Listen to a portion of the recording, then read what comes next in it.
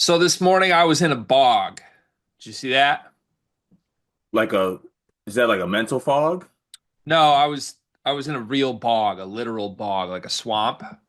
Oh, so I was under the impression that was a completely made up, just nature term by you. Like it's a swamp that you deem to be a bog. No, bogs are a real thing, and this one is a local bog. It's called a bog. Like there's signage that says the bog is here.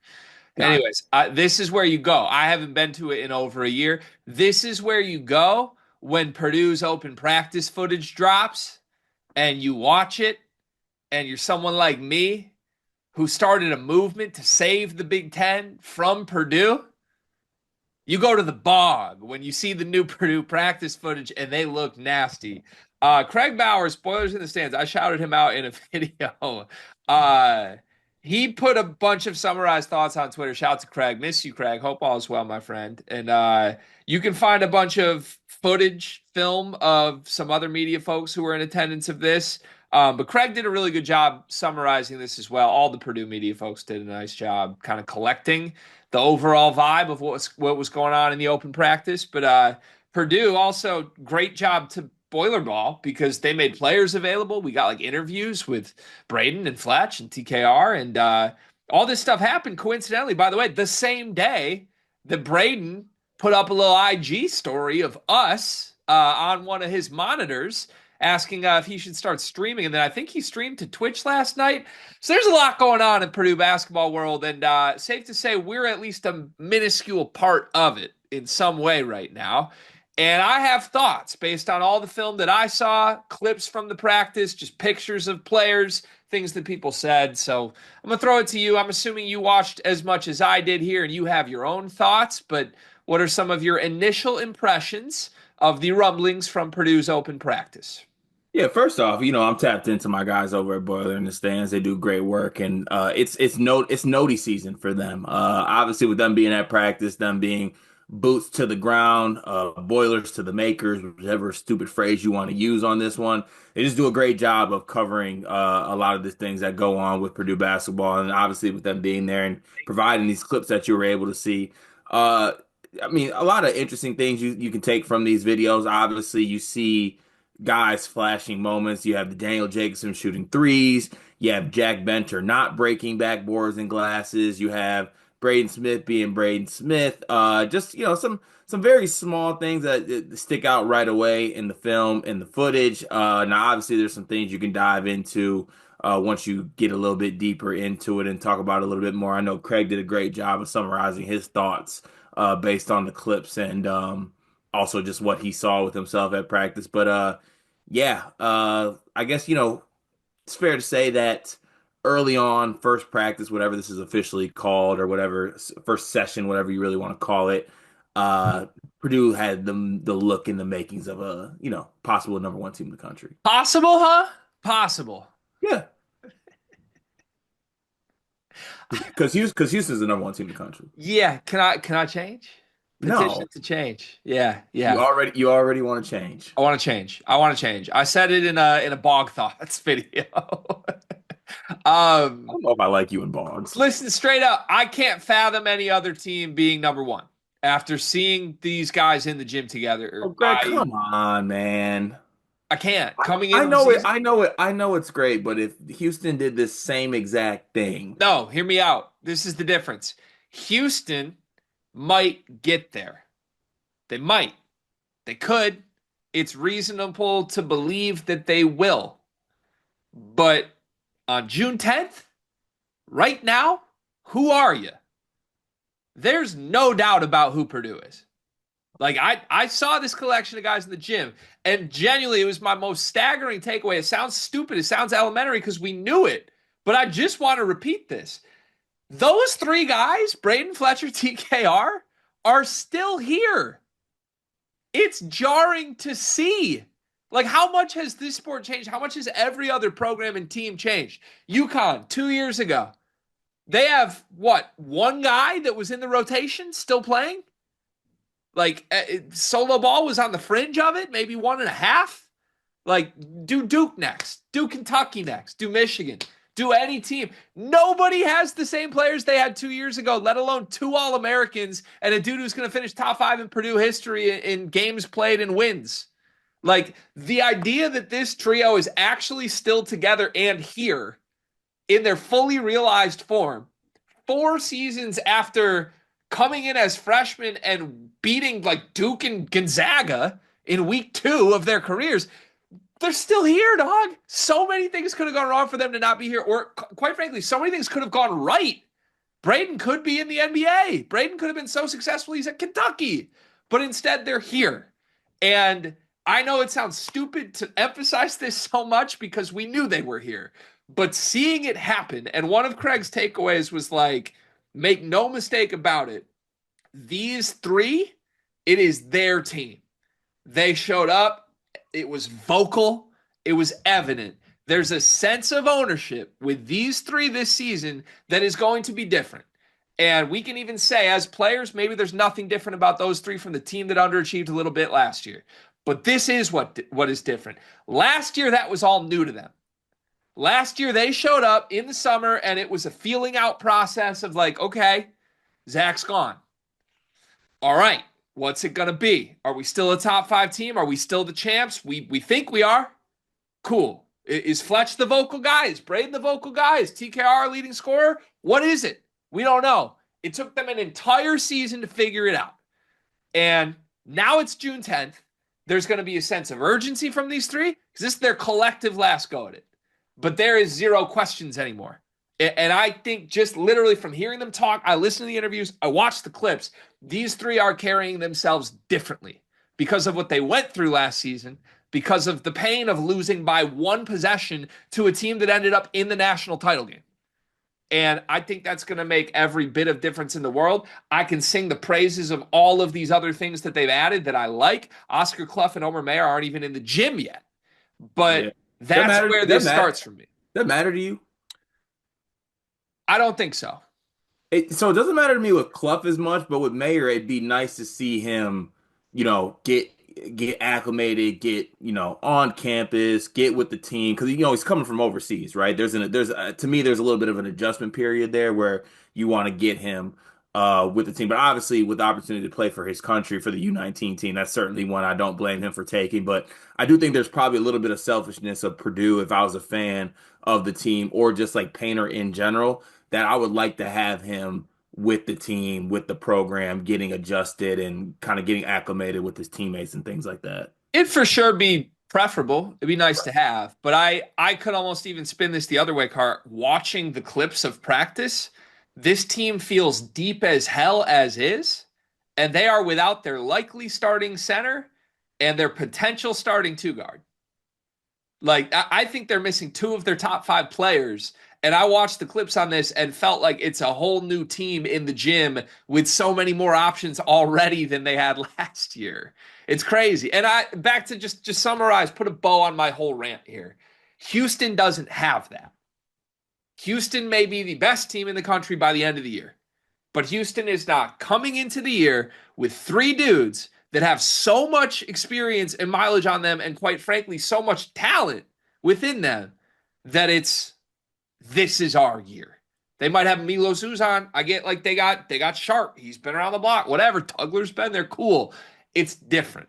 It's a little bit different. Uzan's only going into year 2. Who knows if he's ready to be the guy? We got a bunch of pushback for ranking him on our top 10 players in the sport list, by the way. There's a lot of Milos Uzan skeptics. Nobody's a skeptical or a skeptic of this Purdue trio. And that's where it starts for me. And I will be straight up, point blank, after watching all of this yesterday, Purdue's back to my number 1 team. I bumped them out for a week, and I'm bumping them back in. That's crazy. What Painter called this practice? What do you call it? A glorified open gym. That was. That's gonna bump them to 1. Yeah, for me. You know what? I'm fine with it. I'm fine with it. I don't even want to go back and forth because if they're number 2 at worst, so there's I know meaning 1 definitely means something to the Purdue faithful, but in my mind, it's just an argument between 1 and 2, and this is about Purdue and what they did. And look, we knew what those 3 players are. We also know that this team is going to have talent, and they're going to be deep, and they're going to have depth. And There's a lot of different things that this team can do. You mentioned like Clough and Mayer aren't even there, but you get to see Jacobson, who everyone says obviously is noticeably bigger. The classic that guy gained weight over summer, but a lot of people are literally seeing him, and you can't. He does look noticeably bigger, right? It's not. I don't think it's fake whatsoever. And he's able to show some of the things that he's able to do. So yeah, this team is gonna be just ridiculously good. Okay, so let's go through some of the specific things we saw either on film or maybe some of the things that Craig specifically pointed out, because some of the things he noticed are things that I noticed. Some of the things that he noticed I might disagree with inherently, so we can kind of walk through them. But quickly, I do want to actually say this. I know we there was like the thing last year where we kind of made fun of somebody who was, I think, throwing a little shade at us for like, listen to the people who are in the gym on this. Yeah. Moment of sincerity from me for a second. We were not in the gym for this. I don't mean to present this video and our thoughts as if we were. We are literally interpreting what some very great people who do cover this team that were in the gym have shared with the public on this. We are just reacting to it as the public are. Go read. You can find great on-site video from a lot of people here.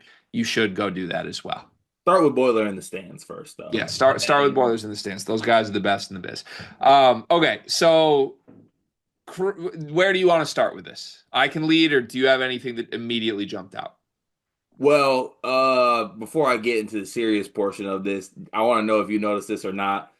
Craig mentioned that Antoine West, kind of the whole like physical, he'll be good defensively thing, the physical guard, which you were able to see like physically. You look at him, he doesn't necessarily look like a freshman to me, but it is the copy and paste. I think what people said about Jakari coming in to Purdue, like I like the exact just like cookie cutter thing, which that was a funny point to me. So I have maybe two things on this that could go in a bucket of like call me skeptical of it, and that's one of them. Can we save those for the end? Because I think we should literally go through all the positives first. There were a lot of positives from what I saw. Yeah, yeah, we can. Okay. So there's that, and there's one other that I think I would look at and be like, I think I've heard this before, and just put in the skeptical bucket. Mhm. Do you have a primary takeaway? Because there's one thing that jumped off visually to me that was the second point on Craig's big list. Jacobson is like a freak of nature, massive wise. He Dog, is huge. did he grow? Well, Can I get confirmation if he might be 7'5" now? there's a different video that we're going to do on the channel this morning, but he told reporters he gained 30 pounds. And I remember when he got hurt last year, obviously we were covering it from just a sad standpoint. But I remember one of us right before the end of the video was like, not to put any fake silver lining on it, but if this gives him a full year to just get stronger, when we get to the beginning of next year, this might have been the best thing for him. Yeah, And just looking at what he looks like standing in the gym right now, there's a picture of him posting up. He's telling people, I gained 30 pounds of muscle here. He looks like a completely different player. Last year, he was going to start at Purdue anyway, given the front court options, but like he was rail thin. Who knows how he would have held up against the Vlad Goldens and the Derek Queens of the world last season. He looks ready for the Big Ten right now. And I think that's a testament to the work that he's put in this offseason. yeah, he looks massive. Like, the weight thing is something that is noticeable, but like, I guess because I haven't watched him actually play basketball in so long, you kind of forget that this kid is four, 7'3", 7'4", 7'4". Yeah, crazy. 7'4" with arms that are ridiculous. I don't even know what a standing reach is, but like this kid has the possibility to be one of the best rim protector shot blockers in Big Ten history if everything works out and he plays 4 years at Purdue. Yeah. Like it's gonna be something to see. And you got to see a little glimpse of the jumper, right? And him having the ability to stretch the floor in the clips we saw. But honestly, like that's a good portion of his game. I like that a lot. But as a Purdue fan, you got to feel so comfortable and good with the fact that you watch teams treat your team like layup lines at the rim last year. That's not going to happen anymore. with Yep. Jacobson out there. It's just not. And then you have Clough in the fold as well. But I'm just focused on Jacobson. The length, the arms, the shot blocking, all of that is it's gonna be so tough to score. Teams are gonna find it tough to score on the rim at Purdue, which is something you could not say last year. This video is brought to you by NBA 2KLab.com. 2K Lab worked with us last summer as well. They're one of our favorite entities in all of sports gaming. We want to show you their college basketball stadium locator challenge game. And I'm going to share a screen right now as we do this. South Carolina, bang. Oh, Ooh, okay, that's pretty good. Next, North Carolina. Why are we only getting the Carolinas? please Bang. lock in. St. John's, that's New New York. York. Bang. Where's New Jersey? We're on fire. Colorado. I actually don't know what state Colorado is. It's in Colorado. There's a state of Is that Colorado. this one?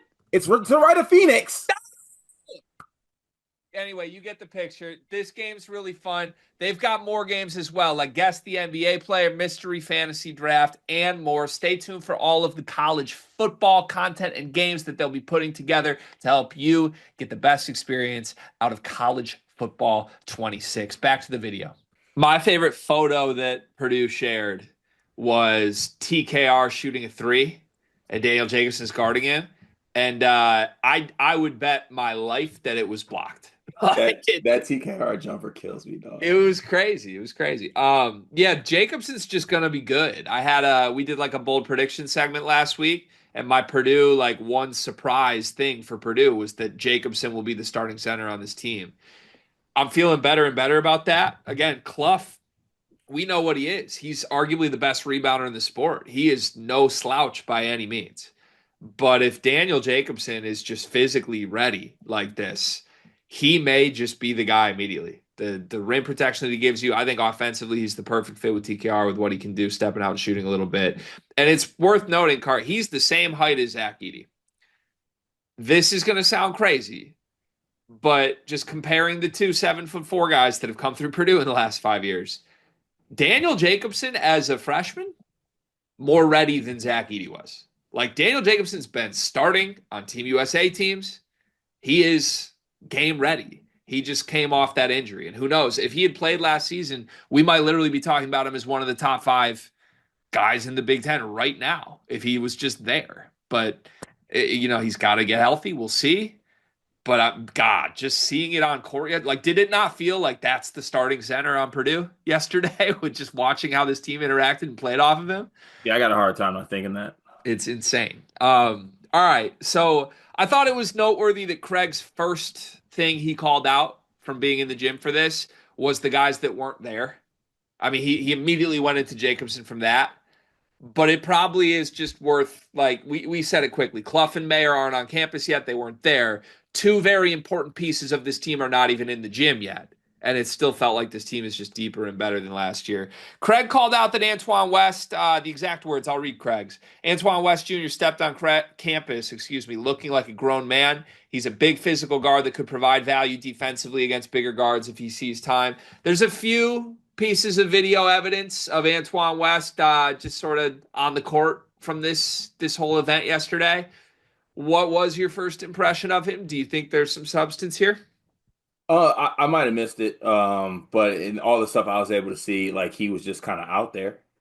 He does look like he has some size. That's the Yeah, one thing. I think the size and everything is there. Um, but if I had to go ahead and jump to conclusions based on that, I would go as far to say I don't really know how Antoine West would exactly fit into this team Yeah.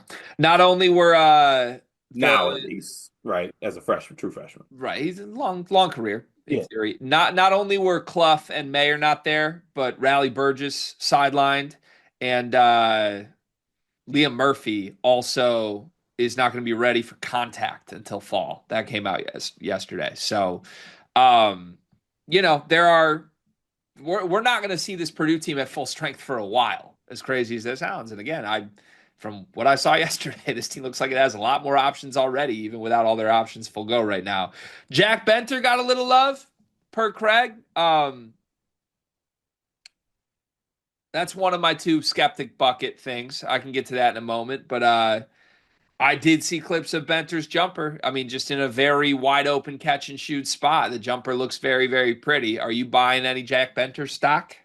I just rather not because in my head, the type of team that I see Purdue being and how good they are and the options they have, I guess I kind of lean on this, and I'm sorry if I overuse this phrase, but I feel like it fits in this situation. If Jack Benter is getting serious minutes, like legit minutes, something went wrong with someone who I consider to be a contributor for a team that should be cutting down nets. Yeah. Yep. That's about where I'm at. There's only so many spots in a rotation to have.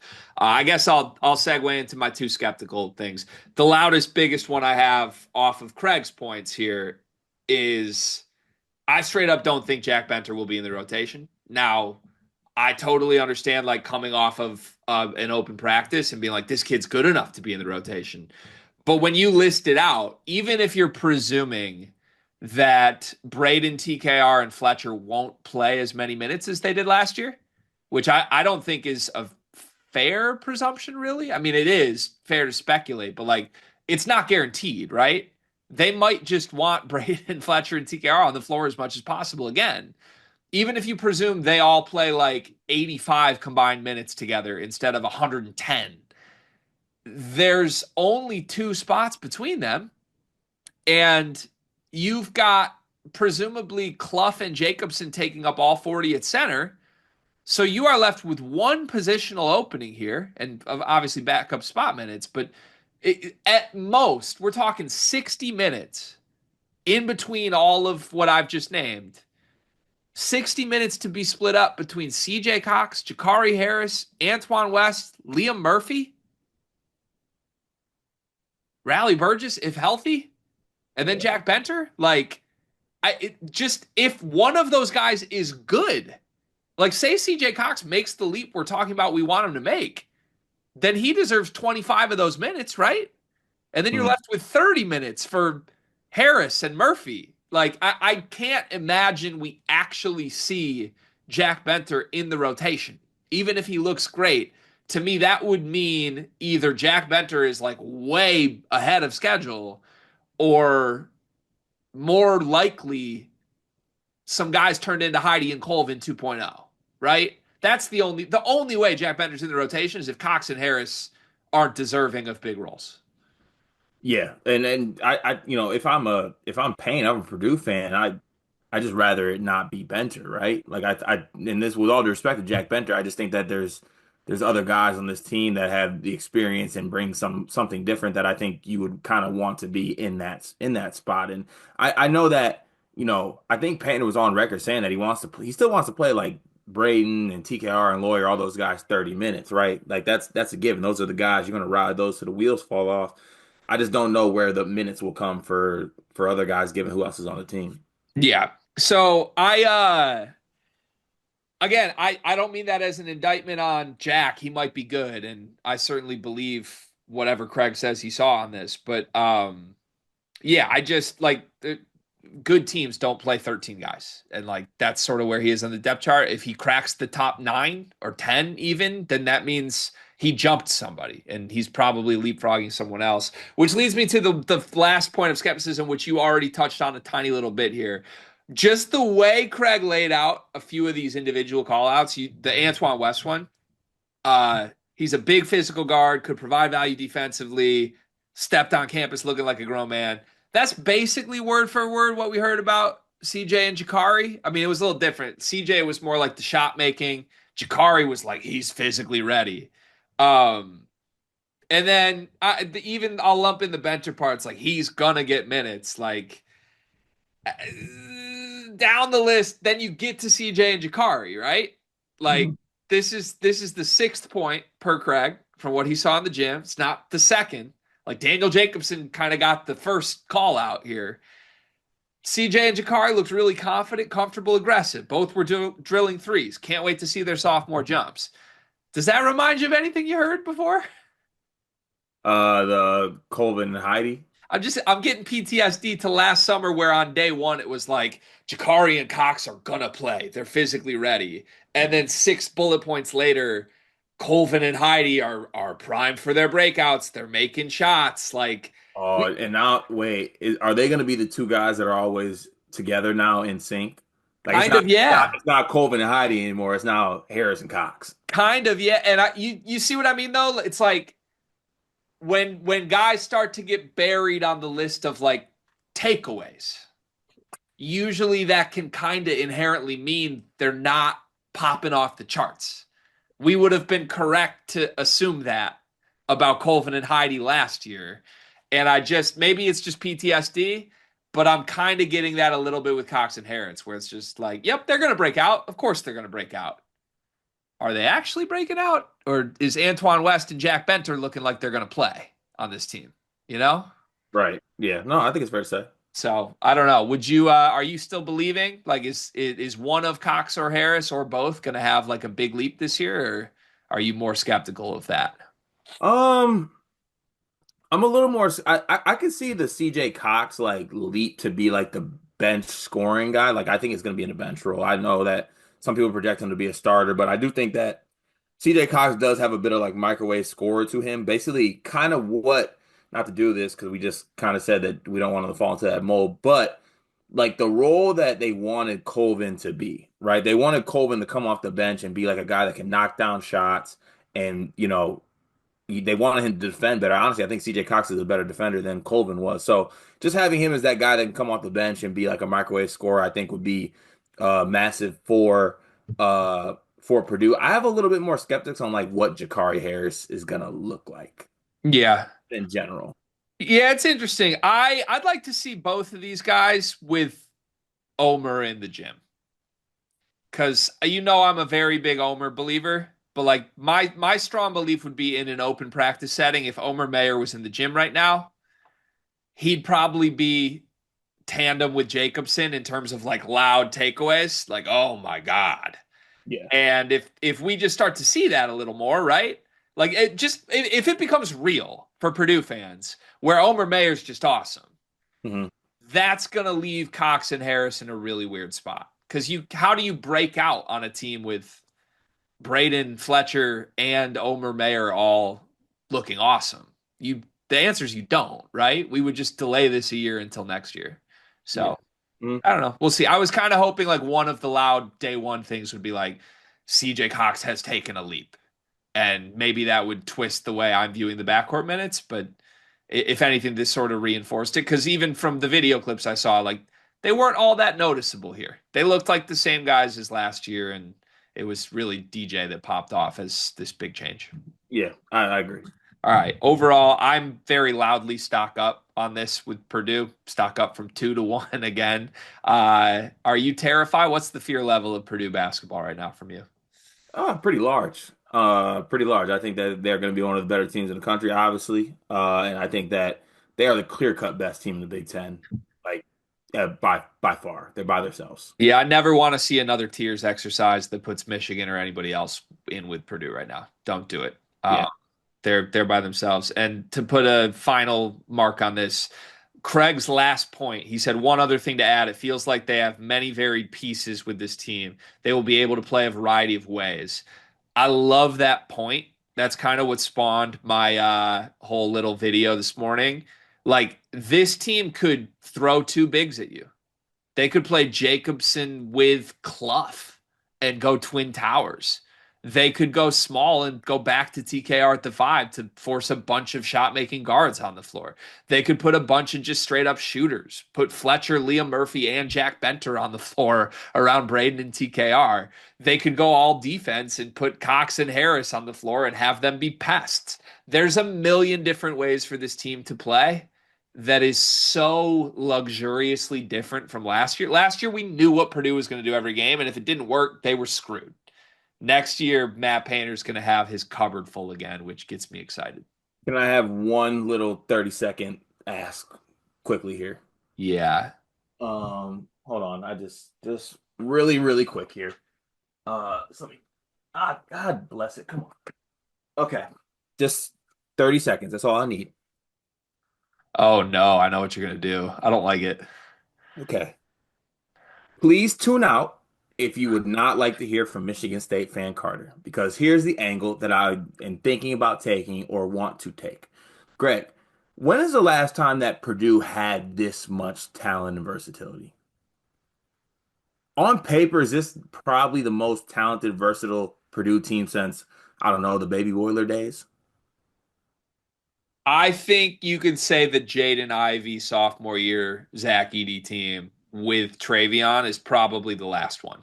I'd say Right. this team and that team are on par. Did Paint do everything right with that team as far as who played when, how they played? Mostly, I think, yeah. You could Okay. nitpick certain things, but yeah, you get the move Travion to six man for Edey Yeah. worked. Yeah. Yeah. So that's how it's gonna go. But for the Big Ten, honestly, the not to say it's a hopeless situation because it's basketball. You still got to play the game. You still got to check. You still got to do all that, right? The one thing that comes with having a team so talented and so versatile is there sometimes can be a little bit of situations where maybe you do pull the wrong strings. Now, Paint isn't a pull the wrong strings coach. He's one of the best in the game. So it's a very minuscule thing that could happen. But with that said, a lot of things going on with this team, a lot of players, a lot of situations that need to be handled, a lot of all that, right? Now, it doesn't happen at other schools like it does at Purdue because the culture is real, the culture is there. All I'm saying is that, you know, you need to put the right players around your big three. And there's still things that I think the big three themselves can even improve on that will help this take this team to a certain level. That's all I'm going to say. That's the one. If you had to find something skeptical because no team is just undeniable in this sport, that's maybe the things I would kind of poke at. Are you done? Yep, I just completely tuned that out once I realized where you were going, and I completely disagreed with it. got you.